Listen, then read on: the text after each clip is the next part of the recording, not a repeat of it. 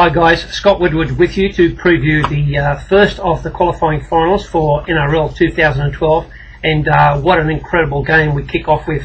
Bulldogs Seagulls. That's Bulldogs finishing minor premiers and the Seagulls the current premiers who finished fourth, but arguably the best team in the NRL. Certainly the best team in the NRL in my opinion. I've been saying all year I want to be on the Seagulls if they have their best list on the field and if they're playing on a neutral ground.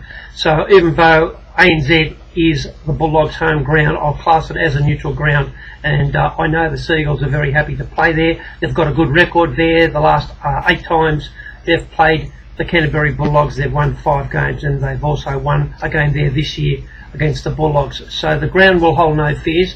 They'll have no problems with that. My understanding is they've had a good preparation this week, and there should be no excuses. I think the best team will win, and whoever wins this game I think will go on and win the grand final. I think the winner will play the following week. I should say get the week off and then play to get into the grand final. It's a monumental advantage, and I think the game that's being played in Melbourne between the Storm and South Sydney is slightly below this game that we're seeing on Friday night. So let's get into the game and just quickly tell you why I think the Seagulls should beat the Bulldogs. The bookies have quoted the Seagulls at $1.75. They've got out from $1.72 early in the week. I think that's outstanding value. I rate them a 46 chance, or even a little bit shorter. Around $1.62 is what my ratings are on the Seagulls. And then 100% market, I have the Bulldogs at $2.60, with the bookies at $2.15. So you can see, I think the Seagulls are good value at $1.75. I just think they have to be taken. You don't get those odds very often against such a quality team, and certainly a quality team when they've got all their best players on board, and that's the case in this game. Let's just quickly run through the teams. The Bulldogs will obviously kick off with their fullback Ben Barber, rightly and deservedly so, crowned as the Daily M Player of the Year. His form has been outstanding. I can't recall him ever having a bad game all year. Every time he's got the ball, he looks dangerous, and he just keeps getting better and better. Outstanding player Ben Barber. He's their fullback. Sam Perrott has come from the Roosters mid-year. I haven't got a regard for him. He's been reasonable for the Bulldogs. He's only small. He's quite good defensively in the air, but he not that good defensively. He reads defence poorly on many occasions, and he's a good dummy half runner. He's not my ideal type of winger. I think there's some weaknesses in Sam Perrott, and I think they may be found out on Friday night. His centre partner, Christian Anu, has been the buy of the year. He's been sensational since he's come from New Zealand, and I think everybody has known how talented he is, and Des Hasler has been able to get it out of him. We haven't seen him make many errors, and he has got a lot of errors in his game, and his kicking has been sensational. Look, like Sam Perrott, he has got a lot of defensive problems, but they haven't been shown out yet big time since he's been at the Bulldogs. And so that's something that I've been waiting to see. Inu and Perrott show some defensive lapses, and they're going to be up against 2 of the best attacking players in the competition in T-Rex and Maddow. So we'll just see if they put them to the test. They are able to contain them very well in their previous game. Remains to be seen, this being a qualifying final, if it's going to be the same. Jonathan Wright had a nightmare a couple of weeks ago. He went much better last week. I don't think he's a centre. I don't think he's a winger. I think he's a centre. Even would prefer to see him play a little bit of fullback. Not that he'll be doing that for Canterbury this year. He goes to the Sharks next year, and I think you'll find he'll be playing centre. Look, Josh Reynolds and Chris Keating, they're a class below what we're going to see in the Manly halves, but they've both had wonderful years, and Josh Reynolds is just so enthusiastic and just tries to break the line all the time, but he's not your typical 5'8". He's not an organiser. He can kick beautifully sometimes, and other times he does shocking kicks.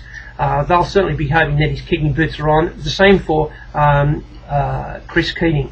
One thing about Josh Reynolds and Chris Keating, both terrible defenders, and once again they've been well looked after by the forwards around them. So I've just mentioned 4 guys in a row who are all poor defenders, and yet the Bulldogs are one of the best defensive teams in the competition.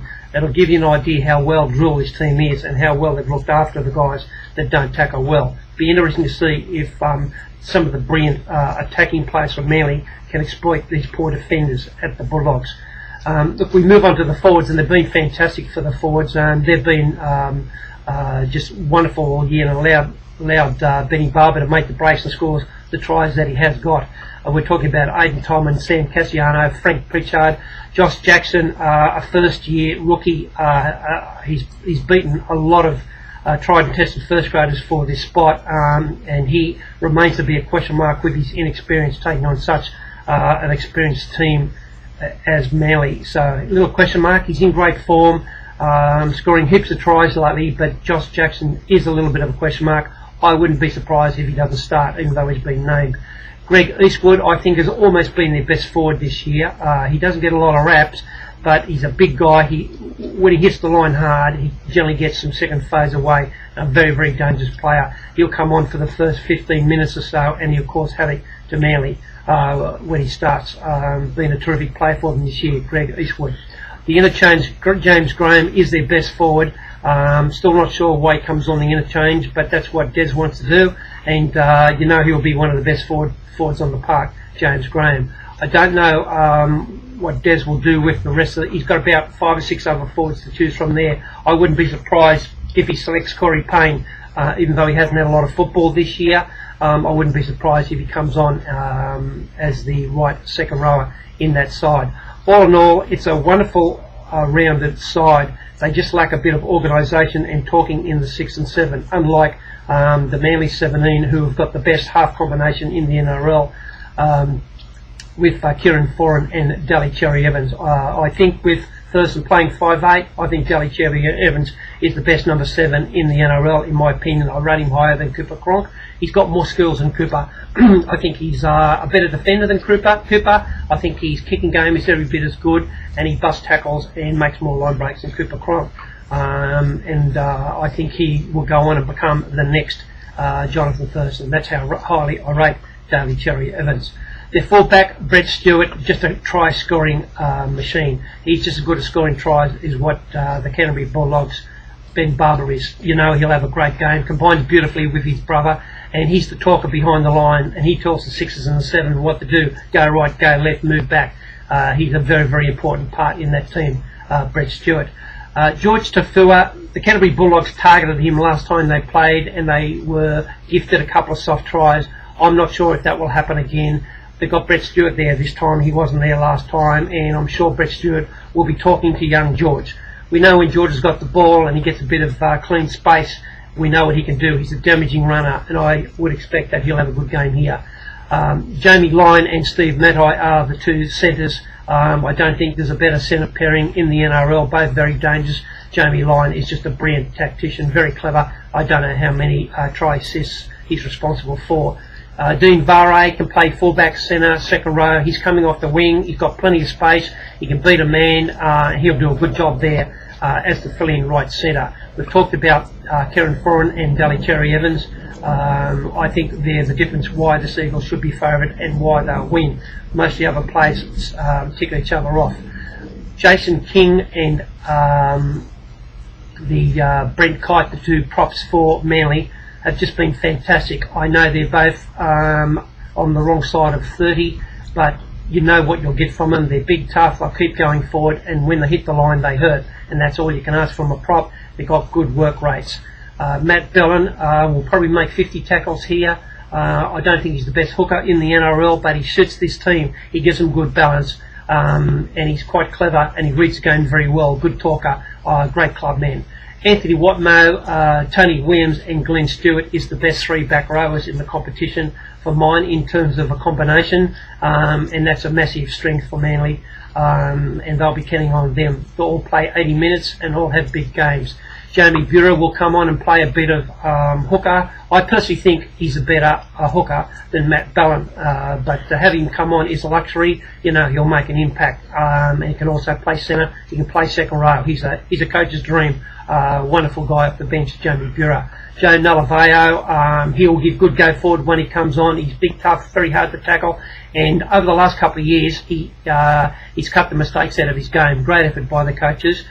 He hangs onto the ball now when he hits the line, and you don't see many mistakes out of Joe. He'll make his presence felt there when he comes off the bench. Darcy Lussack, I think he's overrated, but I've liked what I've seen from him the last couple of games. I'll be interested to see how he goes on when he moves to the Eels next year.